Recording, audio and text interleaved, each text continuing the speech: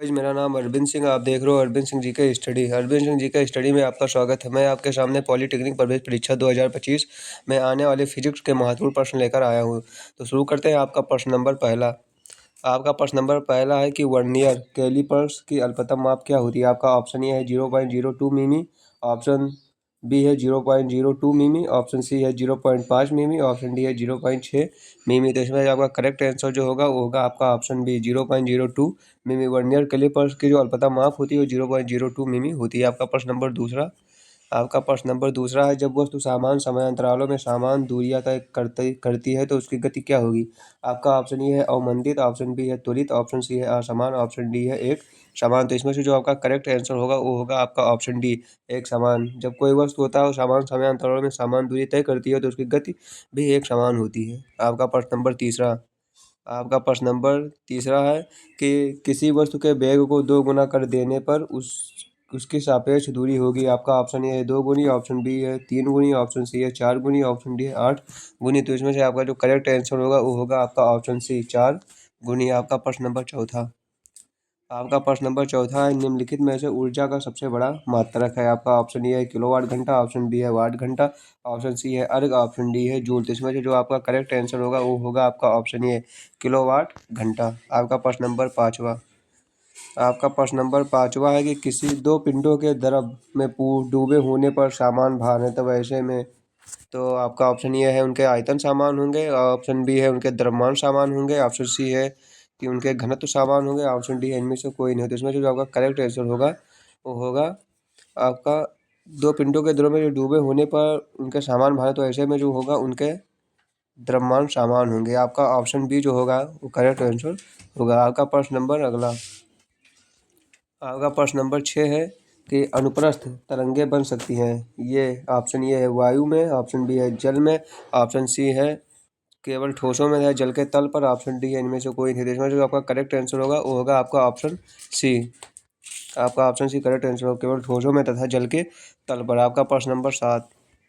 आपका प्रश्न नंबर 7 है, निम्नलिखित में से विद्युत चुम्बकीय तरंगे नहीं है। आपका ऑप्शन ये है रेडियो तरंगे, ऑप्शन बी है पराश्रव तरंगे, ऑप्शन सी है ध्वनि तरंगे, ऑप्शन डी है गामा तरंगे। तो इसमें से जो आपका करेक्ट आंसर होगा वो होगा आपका ऑप्शन बी पराश्रव तरंगे। पराश्रव तरंगे जो है ये विद्युत चुम्बकीय तरंगे नहीं है। आपका प्रश्न नंबर अगला। आपका प्रश्न नंबर अगला है 8 कि सरल आवर्त गति में किस भौतिक रास संरक्षण पर आधारित है। सरल आवर्त गति जो है किस भौतिक रास संरक्षण पर आधारित है।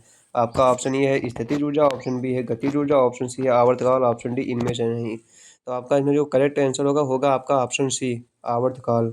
जो सरल आवर्त गति जो है आवर्तकाल पर संरक्षण पर आधारित है। आपका प्रश्न नंबर 9। आपका प्रश्न नंबर 9 है, विस्थापन का मान बढ़ाने से दोलन का आवर्तकाल।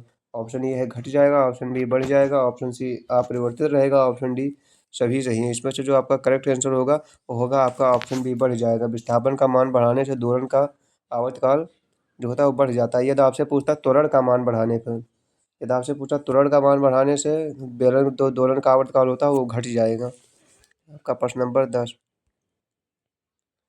आपका प्रश्न नंबर जो 10 है, सेल आवर्त गति में प्रत्यानयन बल निर्भर करता है। ऑप्शन निर्भर करता है गोले के, ऑप्शन ए वेग पर, ऑप्शन बी द्रव्यमान पर, ऑप्शन सी विस्थापन पर, ऑप्शन डी ऊष्मा पर। तो इसमें से जो आपका करेक्ट आंसर होगा वो होगा आपका ऑप्शन सी विस्थापन पर। गोले के विस्थापन पर निर्भर करता है प्रत्यानयन बल। आपका प्रश्न नंबर 11। आपका प्रश्न नंबर 11 है कि चमगादड़ निम्नलिखित में से किस आवृत्ति की ध्वनि को सुन सकता है। 20 हर्ट्ज से कम, 20 हर्ट्ज से 20,000 हर्ट्ज से अधिक, 10 हर्ट्ज इनमें से कोई नहीं। तो इसमें से जो आपका करेक्ट आंसर होगा होगा आपका ऑप्शन बी 20,000 हर्ट्ज से अधिक। चमगादड़ जो होता है 20,000 हर्ट्ज से अधिक आवृत्ति की ध्वनि को सुन सकता है। और मनुष्य से अगर पूछता है तो मनुष्य जो होता है 15 हर्ट्ज की ध्वनि सुन सकता है। प्रश्न नंबर आपका 12। प्रश्न नंबर 12 जो है, जब जल जमता है तो उसके अणुओं के बीच की दूरी, ऑप्शन ए घटती है, ऑप्शन बी बढ़ती है, ऑप्शन सी दोनों, ऑप्शन डी इनमें से कोई नहीं। तब जो जल जमता है तो उसके अणुओं के बीच की जो दूरी होगी वो बढ़ती है। आपका ऑप्शन बी जो होगा वो करेक्ट आंसर होगा। प्रश्न नंबर 13। प्रश्न नंबर 13 है कि चावल पकाने में अधिक समय लेगा। ऑप्शन ए है समुद्र तल पर, ऑप्शन बी है शिमला में, ऑप्शन सी है माउंट एवरेस्ट की चोटी पर, ऑप्शन डी है इनमें से कोई नहीं। तो इसमें जो आपका करेक्ट आंसर होगा वो होगा आपका ऑप्शन सी माउंट एवरेस्ट की चोटी में। चावल पकाने में अधिक समय लगेगा। माउंट एवरेस्ट की चोटी में। आपका ऑप्शन सी करेक्ट आंसर हो जाएगा। आपका प्रश्न नंबर 14। आपका प्रश्न नंबर 14 है कि तांबे के आयताकार प्लेट में एक गोल छेद किया गया है, तो प्लेट को गर्म करने पर छेद का आकार ऑप्शन ए उतना ही रहेगा, ऑप्शन बी बढ़ेगा, ऑप्शन सी घटेगा, ऑप्शन डी इनमें से कोई नहीं। तो इसमें से जो आपका करेक्ट आंसर होगा वो होगा आपका ऑप्शन बी, बढ़ेगा। वो किसी तांबे के प्लेट में अगर गोल छेद कर दे तो प्लेट को गर्म करने पर जो का छेद होगा वो बढ़ेगा। आपका प्रश्न नंबर अगला, आपका प्रश्न नंबर 15। आपका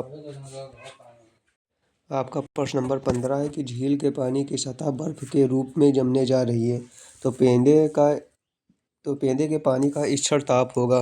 तो आपका ऑप्शन ये है 0 डिग्री सेल्सियस, ऑप्शन बी है 4 डिग्री सेल्सियस, ऑप्शन सी है 5 डिग्री सेल्सियस। तो इनमें से जो आपका करेक्ट आंसर होगा वो होगा आपका ऑप्शन बी 4 डिग्री सेल्सियस। और पानी का जो घनत्व अधिक होता है 4 डिग्री सेल्सियस पर। प्रश्न नंबर आपका 16। प्रश्न नंबर 16 जो आपका है, यदि किसी धातु की छड़ की लंबाई 2 गुनी करते हैं तो उसका आयतन प्रसारण गुणांक, ऑप्शन ए है आधा हो जाएगा, ऑप्शन बी 2 गुना हो जाएगा, ऑप्शन सी 4 गुना हो जाएगा, ऑप्शन डी उतना ही रहेगा। तो इसमें से आपका जो करेक्ट आंसर है ऑप्शन डी होगा, उतना ही रहेगा। आपका प्रश्न नंबर अगला, आपका प्रश्न नंबर 17 है कि न्यूटन मात्रक है, ऑप्शन ए ऊर्जा का, ऑप्शन बी ऊष्मा का, ऑप्शन सी ताप का, ऑप्शन डी बल का। तो इसमें आपका करेक्ट आंसर होगा वो होगा आपका ऑप्शन डी, बल का। ऊर्जा न्यूटन जो है वो बल का मात्रक है। आपका प्रश्न नंबर 18। आपका प्रश्न नंबर 18 है कि 1 कैलोरी बराबर कितना जूल होता है, option A 4.5 joule, option B है 4.2 जूल, ऑप्शन सी है 4.6 जूल, ऑप्शन डी है 5.7 जूल। तो इसमें से आपका जो करेक्ट आंसर होगा वो होगा आपका ऑप्शन बी 4.2 जूल। 1 कैलोरी बराबर 4.2 जूल होता है। आपका प्रश्न नंबर 19। आपका प्रश्न नंबर, ऊष्मा का सबसे अच्छा चालक है, ऑप्शन ए तांबा, ऑप्शन बी है लकड़ी, ऑप्शन सी है जल, ऑप्शन डी इनमें से कोई नहीं। तो मेरा आपका करेक्ट आंसर होगा ऑप्शन ए तांबा। तांबा जो है ऊष्मा का सबसे अच्छा चालक है। प्रश्न नंबर 20। आपका प्रश्न नंबर 20 है, दो वस्तुओं के बीच ऊष्मा का प्रवाह निर्भर नहीं करता है, ऑप्शन ए उनकी मात्रा पर, ऑप्शन बी उनके आयतन पर, ऑप्शन सी अंक द्रव्यमान पर, ऑप्शन डी इनमें से कोई नहीं। तो इसमें जो आपका करेक्ट आंसर होगा ऑप्शन ए उनकी मात्रा पर। तो दोस्तों आपके 20 प्रश्न थे, 20 प्रश्न हो चुके हैं। आपको क्लास कैसा लगा बताना और चैनल को सब्सक्राइब और लाइक कर दीजिए।